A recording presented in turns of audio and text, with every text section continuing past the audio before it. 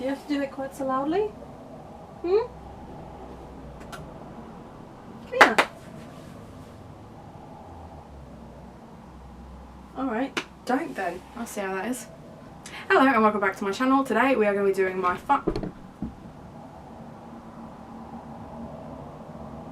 He's been sat there ages.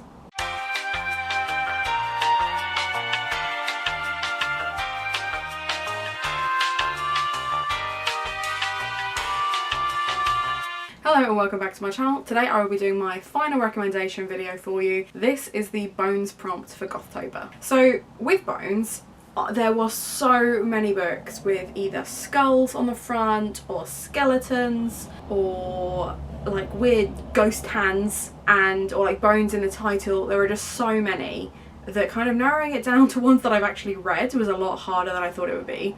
So I want to go, before I tell you like my actual recommendations from books that I've read that I think you'd really enjoy, I want to start with 5 honourable mentions that have bones either in the title or on the front cover. With the honourable mentions, they are books that I've not read, but they are either on my own TBR or my Goodreads TBR that I've been eyeing up for a while and I just haven't read yet, but I've heard really fantastic things. And she's separated from her monster family when she runs an errand, and I'm pretty sure it's about her trying to find them and stuff like that.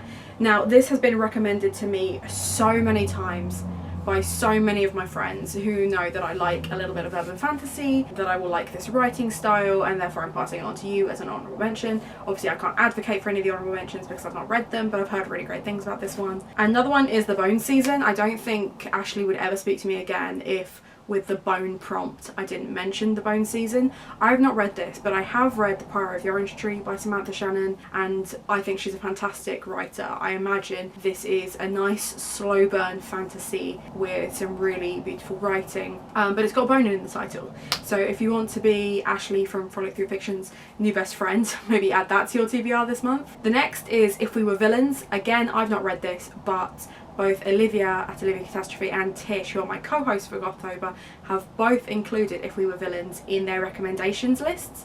So I will link those down below if you haven't watched their recommendation videos. I'm assuming you have because they are fantastic content creators.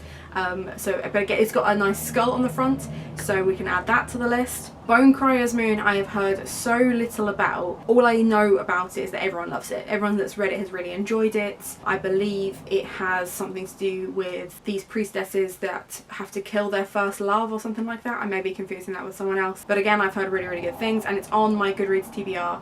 I did consider adding that to my TBR when one of the books that I'm going to recommend to you came off my TBR because of Bookopoli, but I'll get to that in a minute. And then the last one is The Bone Witch, which again, all I've heard is that people absolutely love this book.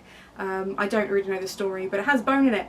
So yeah, those are my 5 honourable mentions, the books that I felt needed to be in this list but I haven't read, so I can't necessarily endorse, and then I can move on to the ones that I have read and therefore can endorse. So we'll start with the ones that I've actually already had in other recommendation videos. We'll start with the Dante Club. Now, I used this one for my modern retellings. Essentially, this is about some scholars that are at Harvard University that are being killed off in the same style as the different Dante layers of hell. Dante's Inferno is the epic poem about the 7 layers of hell and where the devil resides, etc. And this is a murder mystery based on that. And if you can't see, that has a little skull on the front, so you can double up with the prompts with that one if you want. I can't remember if I included Vampirates or if I just mentioned it because it was in one of my TBRs previously, but essentially Vampirates is Twelfth Night by Shakespeare but with pirates. So essentially you have twins that live on an island together and they go out to sea and they get washed up. One of them lands with a pirate captain and another lands with a vampire captain. They are pirates and vampires and they have to kind of fight to find each other. It became, I think there's like 3 or 4 books in the series. It is middle grade, lower YA. So it is quite cheesy, but it's really good fun, and it's a classic like adventure piratey story, but with vampires, the undead, and a skull on the front, so that counts for the bone prompt as well. I think the last time I mentioned this one was when I did my complete gothic collection, but this is the Legends of Sleepy Hollow. So on this one, the bones is in the character's hand. He's got, it's not a skull, it's a pumpkin for a head, but he has a bony hand, so it counts. Even if it's tiny, it's on there. I'm trying really hard not to spoil the ending. Sleepy Hollow is about a young man who arrives in Sleepy Hollow, the town, and some strange happenings arrive shortly after he shows an interest in one of the young women there. It's a kind of murder mystery, cliffhanger-y American Gothic. If you want to go old school Gothic, this is probably the only old school Gothic one that I have on my list, so enjoy. Now, this was the book that originally was going to be on my Gothtober TBR, but it then came up in Bookopoly as my poll pick, and I've got a week left of Bookopoly, so I really want to read this once I finish Throne of Glass, so I won't be able to read this for Gothtober. However, I do feel like I can include it in my recommendations, because having read Ninth House by Leigh Bardugo, I really do trust Leigh Bardugo's writing, and I know that this series has been absolutely beloved by the public. This is set in alternate Russia as well, so it would also be included in the foreign setting list as well, which is great. But essentially it's about a main character, female protagonist, which we also need, has magic or becomes part of the Grisha, and that's about the extent of my knowledge on that one. But like I said, I'm recommending this because I trust Leigh Bardugo's writing, and I'm really excited to get started with this one. So I appreciate if you don't think this is a real recommendation, but I like Leigh Bardugo's writing. I think I have all 4 books, so I have the 3 and then 6 of Crows, so I mean, yeah, it should be a good one. I'm really struggling with this video. Who'd have thought recommending videos would be so tricky? There's going to be a lot of editing in this one. This one, I'm struggling. I am struggling. City of Bones. Now, it seemed like a really obvious choice to include this, but I appreciate that you might not want to read 15 books in a series,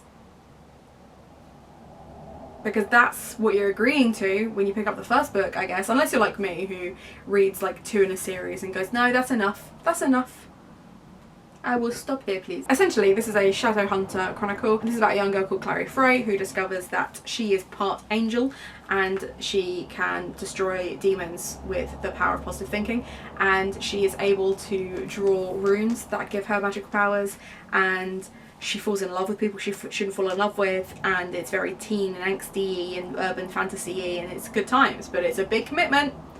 If you've already read this, this is a great one to just kind of reread and then call it a day. You can also watch the TV series, because there are vampires and you need to watch a TV series, episode, series or film with vampires in it, so that would also count. But they're a lot.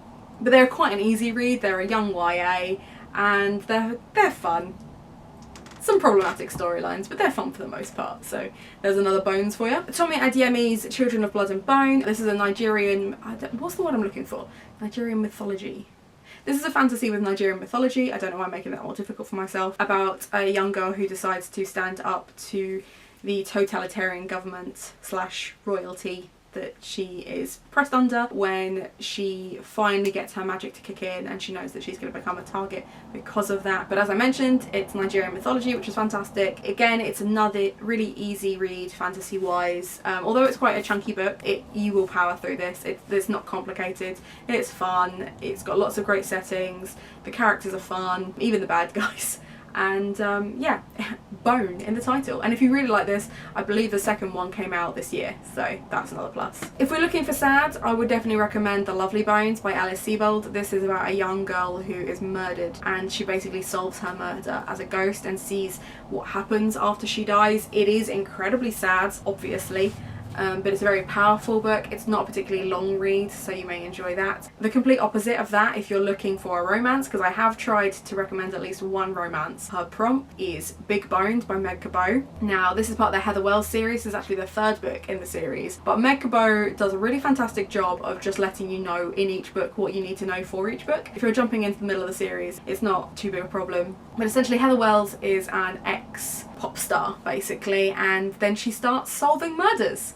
But she's got a real hang up about her weight, so I am not 100% comfortable with the way she describes herself and her body, but the actual murder mystery bits, if you can ignore those, which I can because I'm used to it, the actual crux of the story is really great, and obviously Meg Cabot's style of writing is just really fun and really light. So you've got 2 there that are just the polar opposites of each other, but they're both fantastic reads. And then the last one that I want to recommend to you for Bones is Terry Pratchett's Mort. Now, Terry Pratchett will always have a warm, fuzzy place in my heart. His depiction of death in his entire Discworld series is just fantastic. He's this really 3D character, considering in the first few books he barely has any dialogue at all. But essentially Mort is about when Death arrives to collect Mort's soul, he, rather than taking Mort's soul offers Mort a job and trains him to be Death. That then becomes part of the Death collection, and he has his own stories. I believe the Hogfather comes shortly after this, so if you read this one and then you want the Hogfather for Christmas, I will completely understand. I love my hardback of this, like it's the canvas one with a shiny scythe, which is really fun, but again, it's really jovial and really light and a really easy read. If you wanted to do this as an audiobook, I would also definitely recommend that, because I'm pretty sure Tony Robinson, who plays Baldric from Blackadder, voices most of them, especially the audible ones, so that's really fun. Yeah, so that's my list of Bone recommendations. Let me know if you think that there's one that I've missed. I have tried to both temper the fact that I've not read a lot with bones in them or on the front, with the fact that there are so many. It's actually quite overwhelming, because now I don't really know which of the ones that are in that honourable mentions list that I want to read. I can't read all 5. I can't commit to that. I've already got about 2 or 3 books per prompt that I want to read, and that is just not possible. I am not someone who's able to read that much in a month. So I've got to be sensible with this. Don't stress with each prompt. If there's one that you're like, oh Hannah, those recommendations are rubbish, there's nothing on there that I really fancy, again, that's absolutely fine. We're not tracking your reading during October. I made a real point when I started this that I did not want to track your reading, because as much as this is meant to be fun, it's an entry level into Gothic fiction. I don't want you to feel the pressure that actually, oh, you have to read certain things. So if there's nothing on that list, or you can't find one that you like, that's absolutely fine. I've started also sharing the TBRs on the Gothtober Readathon Twitter page, so if you didn't like my recommendations, please feel free to go and have a look there. Other than that, I hope you're having a good week, and I'll see you next time. Have a nice day.